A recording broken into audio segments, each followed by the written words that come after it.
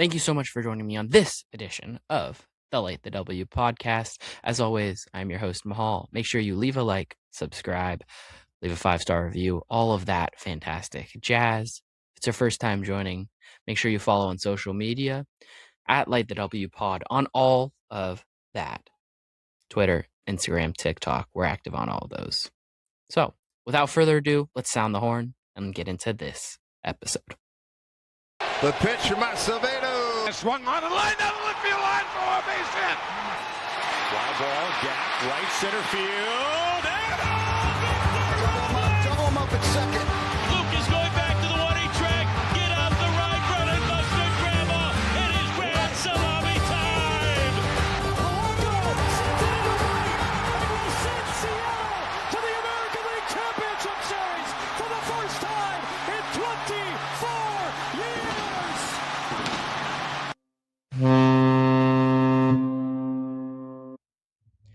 Series win, Seattle Mariners. Are we back? Are we back? Seattle Mariners pick up the final 2 games against the Texas Rangers to pick up their first non-Houston Astros series win of the season. It was a good one, too.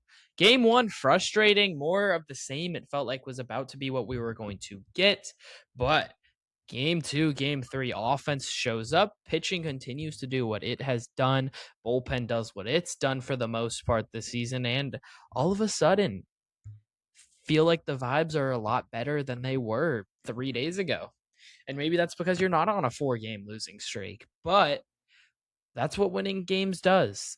And that's what winning games does in a fashion where you obviously deserve to win. The Mariners looked like the better team those final 2 games. And that's what you expect. And it's Luke Raley, and it's Julio Rodriguez, and Randy Arozarena all producing. Good signs. A lot to build on, a lot to improve on, especially on the defensive side. But good signs, a couple good wins, a series win at home. Now you got Sacramento coming to town. It'll be interesting to see what happens in this series. Feels like you probably have the upper hand in every game pitching wise. Maybe not Castillo's because it's Castillo, but it feels like you have a real opportunity here to go win another series, get your first back-to-back series wins of the season, have a really nice homestand where you could go 4-2, and then we're having a huge different conversation on Thursday and Friday before the Mariners go to St. Louis. Just 3 games until the next off day. The Mariners are making it there. Now they're going to be without some bullpen arms potentially tomorrow. You'd imagine Gabe Spires down for sure. Matt Brash even maybe is going to be down. Andres Munoz maybe. Actually, Brash will probably be fine. And this will release Monday, so I'm talking about today. Assuming you're listening to this on Monday. Recording this Sunday, April 19th. This is episode 144 of the Light the W podcast. Of course, it's me riding solo as it is every Sunday night. Here for Mariners baseball. And you know what? Let's talk about Julio first and foremost. Because he's on a 16-game on-base streak.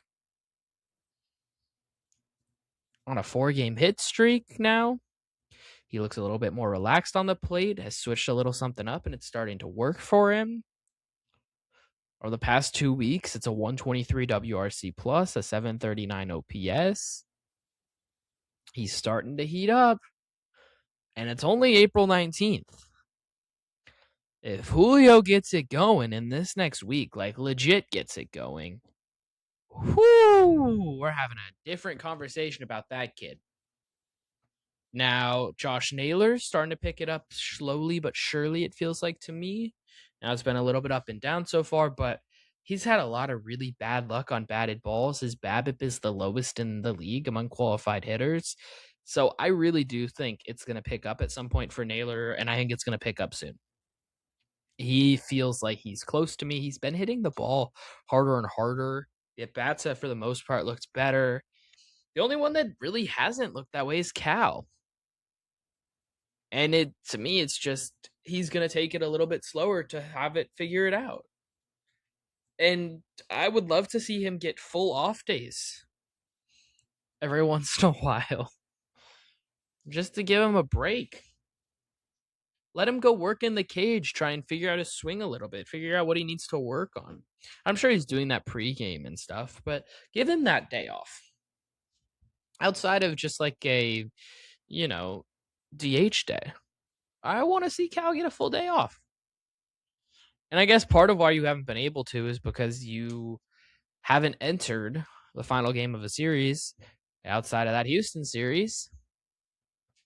Not in need of really a win to feel better about yourself, whether it's to avoid a sweep, whether it's for a series win. You haven't entered a Sunday or a Wednesday or a Thursday in that spot yet.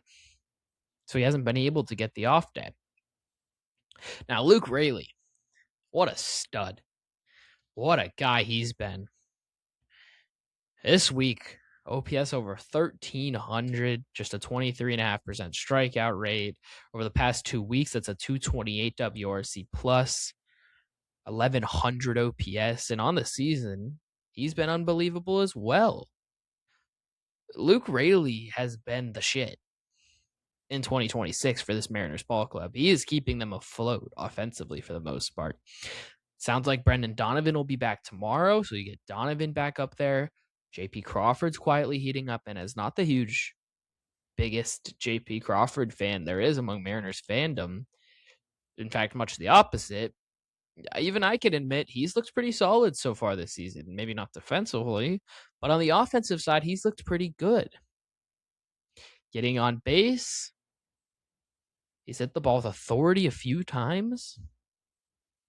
Good signs.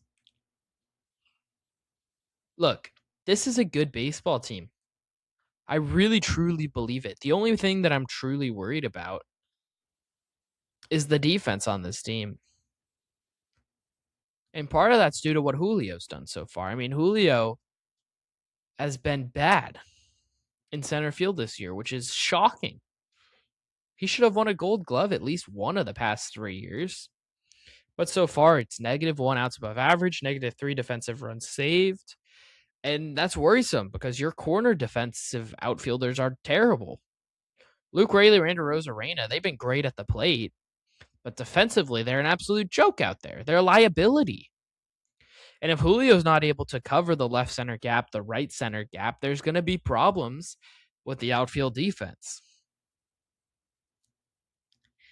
And your infield defense has also been Cole Young's fallen off a little bit from how he started.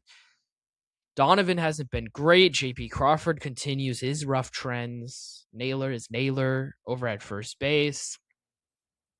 So look, defensively might be the only facet of this team that is really, truly a worry.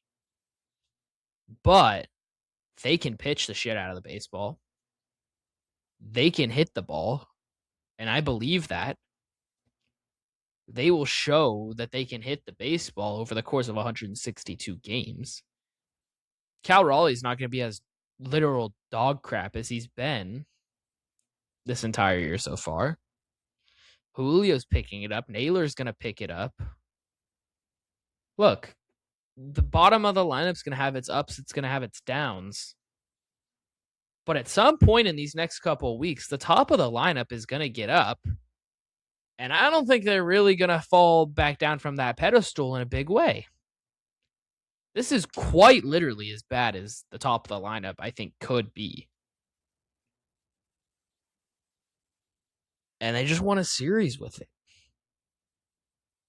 They won a series starting Connor Joe and Mitch Garver in the rubber match. But they got production from Randy, from Ref Snyder, from JP Crawford. So they were able to make up for it. That's what it takes. Have good at bats, pop a bomb every once in a while. And the Mariners have shown over the past 2 games, they can win through the home run ball, the long ball, or they can win through small ball, and they can win through just getting RBIs. They can do either way, both sides. There's a lot to be excited about for this baseball team. And now we're what? 3 weeks into the season? Something like that? How far into the season are we? Let's take a look. You just wrapped 1, 2, the third full week. We're like 3.5 weeks into the season. That's not very much, y'all. That's not very much at all. This team's going to be better. And for 3.5 weeks, we've been saying this team is not a bad baseball team. And I believe it. Look, over the course of this last week, they got swept by the San Diego Padres, lost game 1 in awful fashion to the Texas Rangers. But they've shown what they can do. They should have won the second game in San Diego. They should have lost 2 out of 3 to the Padres, which would have been totally fine. And if you told me that instead of their 2-4, they're 3-3 over the past 6 games, you're feeling a lot better. And then over the past 10, you'd be 7-3. Big differences. And we can't just fully write off that Astros series. They still were able to sweep and pull out the mops in a 4-game series. And now you got a nice little patch of your schedule here where you have the ability to win some ball games. I'm not saying they're going to, but they should. You got the A's. This is a team you can beat. They are a pesky team, but this is a team you can beat. They are missing Brent Rooker right now. That's a big difference. Then you go to St. Louis and you have the Cardinals, who Jordan Walker is looking like a madman right now. But that's a beatable team. And then you go to Minnesota and you play the Twins, who quite literally entered the season tanking. That's another beatable team. I look at the A's series and I'm like 2 out of 3. I look at the Cardinals series, I'm like 2 out of 3. Look at the Twins series and I'm like 2 out of 3. You should win 6 of your next 9 ball games. You should. And then where are we at with the standings? You're 16-16 at that point. You'd be at 500 if you win 6 of your next 9 baseball games.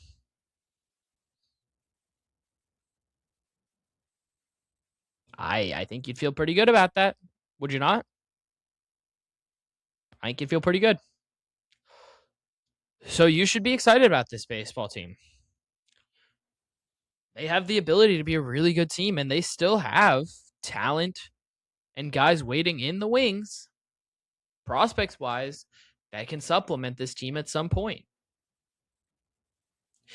And whether that's them coming up straight up, or whether that's those same guys or different guys being used as trade assets at some point this season, this team has the ability to get better, not only in-house, but outside of house.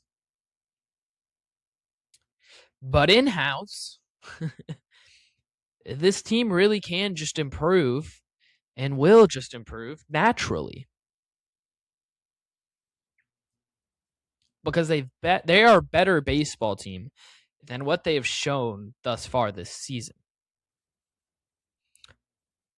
They are a better baseball team than that. They will prove that over the course of 162 ball games. Ref Snyder got his first homer today. And he's gotten a little bit unlucky. He's hit the ball hard a couple times.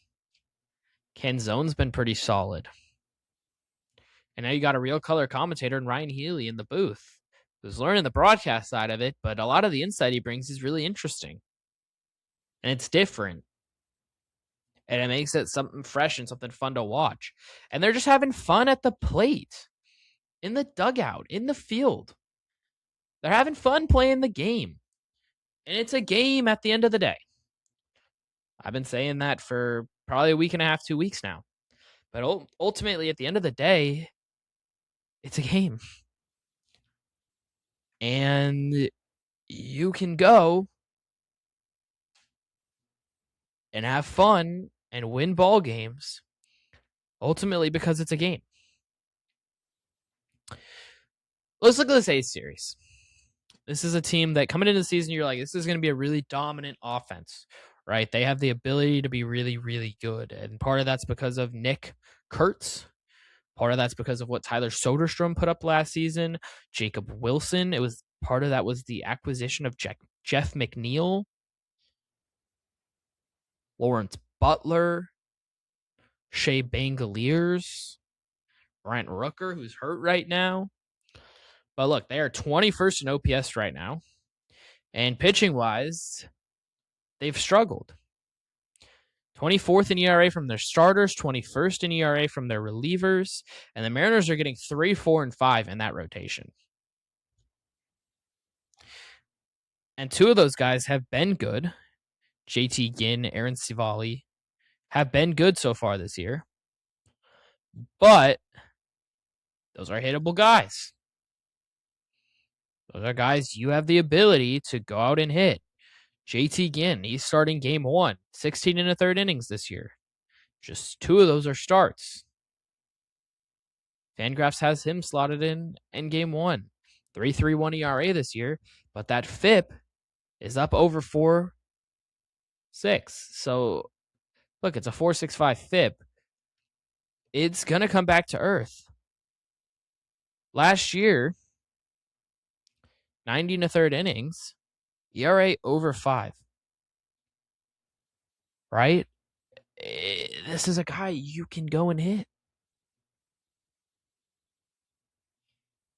Okay? So, this is a series against a team that you are better than. Right? Now you got to go prove that. That's something they've struggled with so far this season. Can they go and prove that against a pitching staff that you should be able to hit? Against a lineup you should be able to get out, especially with what they've done thus far this season. Jacob Wilson hasn't been the same guy that he was a year ago. Tyler Soderstrom hasn't. Nick Kurtz hasn't until just recently. That guy's really freaking good, though, by the way.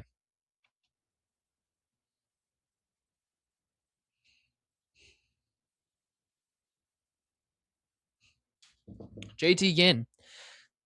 Sinker, cutter, slider, changeup combo. Not going to strike you out any sort of overwhelming amount, but what he's done so far this season is limit hard hit and get ground balls.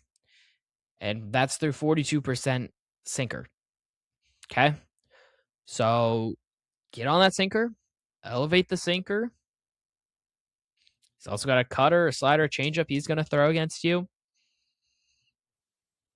But you got to avoid those ground ball outs because that's everything and anything he wants to be able to do against you. And you can't give in to that. His longest start this season is 5 1/3. That was his most recent start against the Texas Rangers. He gave up 2 runs, 5 1/3 innings. But he's gone 4 innings, an inning and a third, 2 innings, 3 2/3. Okay? So, look, his past 2 games have been the 2 starts that he's had. He's given up 2 runs over 9 1/3 innings. 5 walks, 7 Ks. Not going to overwhelm you. He's faced the Mets and the Rangers. You have a better lineup than both those teams. Go and show it. It's going to be really frustrating if you go into this series flat-footed again against the pitching staff that you should be able to hit, against the team you should be able to hit, and you struggle. That's going to be frustrating to watch. That's going to be frustrating for the team in general. Don't press, put the ball in play, work good at bats. Those are all these things that this lineup has shown that they can do for the most part. Just continuing to execute, finding your ability to get on base, knock the ball around the yard, put the ball in play, and as much as possible with authority, of course, and just let your pitching staff do what it does best. Give them some run support and let them go and eat. Again, Langoliers, Kurtz, those are the 2 guys really that have been dangerous this year. McNeil been below average, Soderstrom below average, Wilson below average, Butler, Denzel Clark, both below average. Their bench is awful. Awful. Go show that you're a better team than this. That's all I'm going to ask for this series. Let's talk about the Mariners bullpen for a second, all right? Before I talk about Emerson Hancock very briefly. So we saw Andres Munoz blow a save last Wednesday.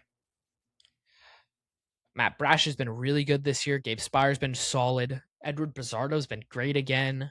Jose Ferrer has been decent. He's gotten a little bit unlucky. In fact, let's go look at his numbers so far this season. So he has a 3.38 ERA. His FIP is 1.75. The BABIP against him right now is 4.33.